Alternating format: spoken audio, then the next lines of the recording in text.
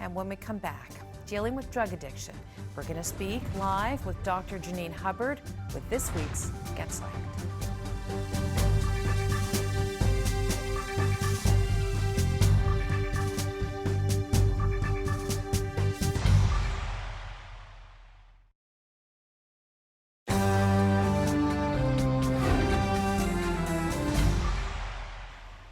Welcome back to First Edition. News headlines have been filled with tragic stories lately about people who've lost their battle with drug addiction. It's a problem that affects all parts of society, and joining me live now to talk about this very difficult issue is Dr. Janine Hubbard with this week's Get Psyched. Thanks so much for coming in. Oh, thanks so much. And as you said, it's a complex topic that we're going to try to boil down to a couple of key issues, but obviously the issue is much more nuanced than we're able to discuss tonight. And not to make this, not to oversimplify things, but my first question is, how does someone develop an addiction? Any one of us are at risk of developing an addiction. I think that's one of the biggest misconceptions that's out there. It affects people from all levels of education, all societal levels. What happens in an addiction is something we've all done from time to time. We're having a rough time, we're feeling really stressed, we're avoiding something, and we either engage in activity or take a substance that either makes us feel good or kind of blunts or numbs us from the feelings or the experiences that we find really painful.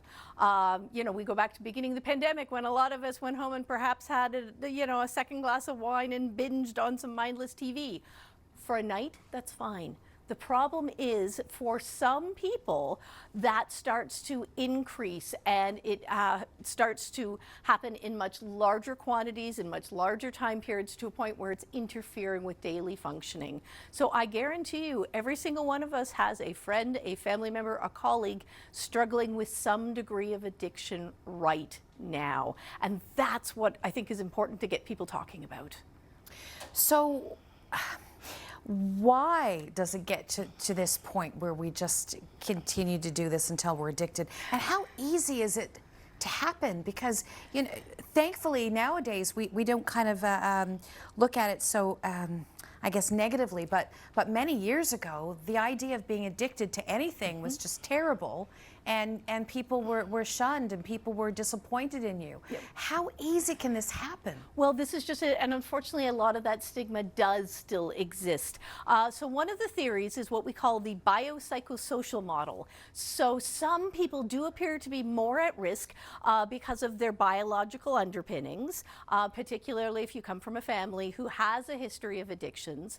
There's the psychology piece. We know that many times people are self-medicating, either just because they don't have the coping skills to deal with life stressors, or they have an undiagnosed ADHD, anxiety, depression, trauma, something else that the addiction is treating. And that's why the treatment is so hard, because you're dealing with both the psychological and the physiological addiction, but you also have to address those underlying issues at the same time. And often in young people who have a strong belief that they're invincible, invulnerable, that won't happen to me.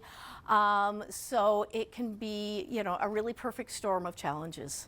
So what can we do? We've got about a minute and a half left. So what can we do? Talk. The fact that we're talking about it, naloxone kits, we talk about the stigma. I'm suddenly realizing I should have one of those in my office. Meanwhile, I mean, I kind of thought I would never have anyone there who might be in need of that. We all, anyone who has, you know, a space where the public comes in the same way we worked on getting the defibrillators out there in public, we need to make sure that we are having access and not hiding it. The other thing is, if you're concerned yourself, just in terms of like beginning of a slippery slope, reach out, whether it's to a family member, a loved one, your physician, and say, you know what? Actually, I've noticed that, yes, it was hot this summer and I was drinking a little bit more, but this seems to be escalating still, even on the days where it's not so hot. Start the conversation, reach out and approach loved ones, as hard as that discussion can be, because this is treatable. It's obviously complex, but the first thing we can do is start bringing it out in the open, out of the shadows, and talking about it. So thank you for giving me the format to do that tonight. Well, I think this is a topic that we should continue to discuss. We can't tonight, we are out of time, but maybe we can touch on some of this again next week. Thank you so much for coming in. Thanks.